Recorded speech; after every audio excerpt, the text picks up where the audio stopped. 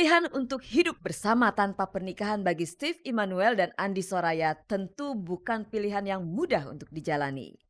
Nah, belakangan keduanya dikabarkan berpisah. Tentu saja keduanya tak bisa berpisah begitu saja karena ada Darren Sterling Immanuel, anak mereka. Ditambah lagi ada anak Andi Soraya dari pernikahan pertamanya yang jadi tanggung jawab Andi dan Steve. Yang namanya berantem semua orang ada.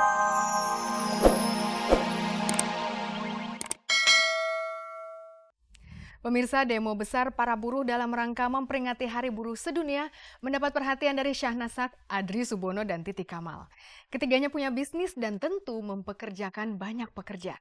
Kira-kira mereka berpihak kepada buruh atau pada pengusaha ya? Dan sementara itu Rai Sahetapi jadi kandidat kuat sebagai calon ketua Parvi. Rai harus bersaing dengan para kandidat lain yang rata-rata seangkatan dengannya. Lantas kemanakah para sineas mudanya? Dan terakhir pemirsa, ada berita tentang bazar artis yang diselenggarakan oleh RCTI Peduli. Tapi kita mulai berita pertama dari demo buruh.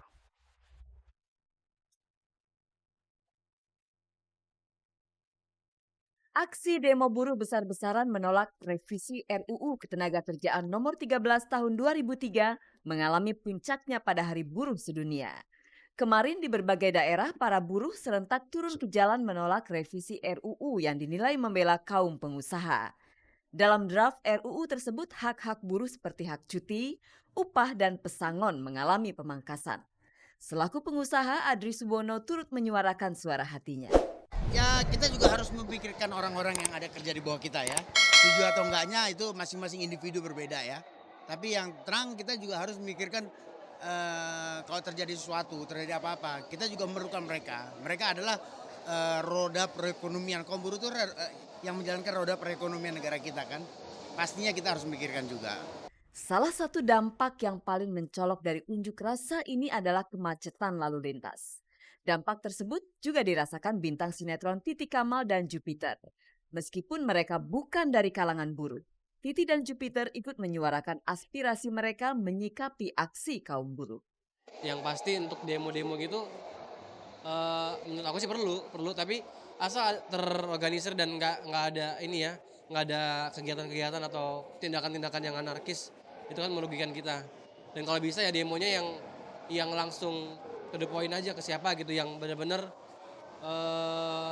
pasti didengerin gitu. Jadi jangan terlalu banyak di tempat, di jalan kan ganggu kemacetan lalu lintas. Sebetulnya itu agak nggak adil buat para buruh ya, karena biar gimana mereka juga manusia yang ingin bekerja dan ingin ada jaminan untuk hidup juga gitu. Maksudnya memang harus ada keadilan juga sih. Tapi ya mudah-mudahan ada jalan tengahnya, ada pemecahan yang terbaik buat masing-masing pihak gitu.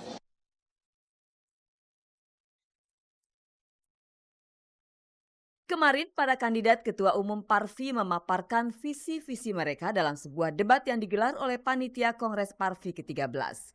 Ray Sahetapi dan Yeni Rahman adalah 2 dari 5 daftar nama yang masuk sebagai kandidat kursi ketua.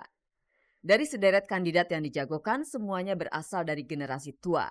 Pemandangan seperti ini menandakan minimnya aspirasi dari generasi muda. Padahal di atas kertas, kebangkitan perfilman nasional belakangan ini dimotori oleh generasi muda.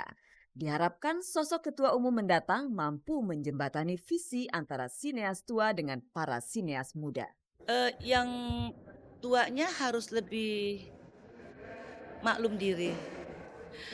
Dan yang muda-muda itu juga mereka nanti harus siap juga untuk menghadapi regenerasi lagi ya. Jadi ya harus ada timbal balik ya. Nah, yang tua-tua ini kalau saya menghimbau dia harus lebih fleksibel ya, harus bisa memberikan motivasi dirinya dulu. Bagaimana mau dikritik kalau sudah lagi tidur gitu kan, kita nggak bisa kritik orang tidur.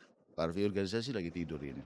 Tapi alhamdulillah semuanya sudah mau membantu gitu. Dan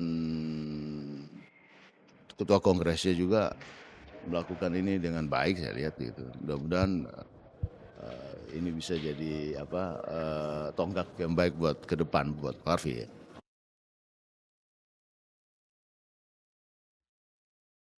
Melalui bazar, para artis menggalang kepedulian bagi siapa saja yang membutuhkan uluran tangan. Teuku Zacky, Pretty Asmara, dan banyak artis lainnya beberapa waktu lamanya menggelar bazar yang menjual aneka busana dan aksesoris kepunyaan mereka. Akhirnya terkumpul uang kurang lebih sebesar 45 juta rupiah. Hasil penjualan ini kemudian dipercayakan pada RCTI Peduli untuk disalurkan kepada masyarakat yang membutuhkan. RCTI biasanya selalu terbuka kepada siapapun yang mengajak kita untuk melakukan aksi sosial, dan ini salah satu kegiatan sosial ya. Sebetulnya gagasan ini kan berasal dari mereka, tapi kemudian kita sambut, jadi karena itu kita mengucapkan terima kasih kepada para artis, dunia usaha, dan siapapun yang terlibat dalam acara ini. Kan ini juga acara yang sangat positif dan gue juga bisa lebih dekat sama para pemirsa yang sering nonton sinetron gue di sini. Mereka juga bisa dapetin barang-barang yang pernah gue pakai gitu. Karena di sini juga gue ngejual barang-barang yang pernah gue pakai di lokasi syuting atau pas pemotretan gitu. Jadi mereka juga dapat kenang-kenangan lah secara langsung dari gue gitu. Kalau gue sih ngikut aja, artinya pasti kan mereka RCTI Peduli sendiri kan pasti punya apa namanya pertimbangan tersendiri, mungkin siapa yang sekarang ini lebih membutuhkan gitu. Jadi kita percayakan saja gitu. Pemirsa, Steve Immanuel akhirnya menjawab gosip perpisahannya dengan Andi Soraya. Sebelumnya Andi Soraya hanya bikin penasaran orang dengan jawaban-jawabannya yang mengambang. Steve yang dikenal suka bicara belak-belakan, pasti berani bicara lebih terbuka. Ini dia jawaban Steve. Hangat terasa kalah kau Pilihan untuk hidup bersama tanpa pernikahan bagi Steve Immanuel dan Andi Soraya tentu bukan pilihan yang mudah untuk dijalani. Nah, belakangan keduanya dikabarkan berpisah. Tentu saja keduanya tak bisa berpisah begitu saja karena ada Darren Sterling Immanuel, anak mereka. Ditambah lagi ada anak Andi Soraya dari pernikahan pertamanya yang jadi tanggung jawab Andi dan Steve. Yang namanya berantem semua orang ada, yang namanya ribut pasti ada, yang namanya salah persepsi atau salah apalah ya, beda prinsip pasti banyak. Tapi untuk sementara enggak, kita belum berpisah, kita nggak ada dan nggak ada rencana begitu. Demi kebaikan, terutama anak lah. Jelas, gue mikirin dia, mudah-mudahan dia mikirin gue. Tapi kan yang terutama di dalam satu hubungan pernikahan atau tidak, kalau ada anak ya mereka nomor satu. Kepentingan kita pribadi mungkin nomor 10. Oke, dia punya anak dari pernikahan sebelumnya. Kalau memang dia sendiri dan gue punya hati yang baik, berarti gue merasa kalau gue jalan dengan dia dan gue juga punya anak dengan dia, kenapa enggak gue ambil kesempatan untuk bantu dia membesarkan anak yang pertama, ya kan? Kalau misalnya mantan suaminya di posisi memang nggak bisa, ya sudah. Kalau bukan saya, siapa lagi? Steve seperti memancarkan sinyal bahwa ada persoalan pelik yang terjadi antara dirinya dengan Andi Soraya. Steve sedang berupaya keras untuk mengurai persoalan pelik itu demi anak-anaknya. Steve secara tak langsung sudah membebani anaknya dengan persoalan lahir di bawah pernikahan yang belum sah. Dia sepertinya tak ingin menambah beban di pundak anaknya dengan perpisahan orang tuanya.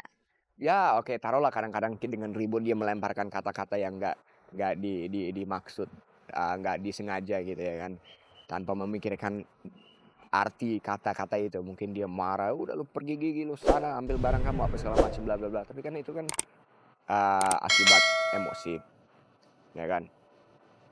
Ya udah, berarti itu udah waktu gue diam, tutup mulut, mikir-mikir dulu, cooling down, kasih dia waktu, habis itu kita ngobrol lagi. Semua pernikahan, hubungan ya begitulah pasti. Siapapun yang udah nikah 1 tahun, 10 tahun, 30 tahun, 50 tahun, kalau beruntung masih bersama, mereka mengalami itu semua. Tinggal mereka masih fight apa enggak untuk menjaga hubungan itu demi kepentingan, bukan kepentingan pribadi. Kalau dia selalu mikirin kepentingan pribadi, ya hancur lah, pasti bubar. Seperti yang lain-lain yang kita lihat sekarang. Steve Immanuel sadar dirinya tak akan sanggup menjadi lelaki yang sempurna di mata Andi Soraya. Begitupun sebaliknya, Steve hanya berharap Andi menjadi ibu yang ideal buat anak-anaknya. Semoga kesadaran itu membawa pengaruh besar terhadap kehidupan rumah tangga mereka menuju ke arah yang lebih baik, lebih bahagia, dan lebih ideal. Yang gue berharap buat dia tuh emang ya idealnya seorang ibu, ya kan. Dan kalaupun bukan gue yang dapetin, syukur-syukur orang yang lain bisa menikmati seorang ibu yang punya prinsip sesuai dengan apa yang gue mau. Karena gue yakin cowok lain pasti maunya juga sama gitu. Masing-masing harus sabar. Dia punya impian keluarga atau suami seperti sekian. Memang misalnya impiannya atau atau harapannya dia tuh sangat tinggi. Oke, saya minta maaf kalau saya nggak bisa tepatin, tapi ya saya usaha. Berarti dia juga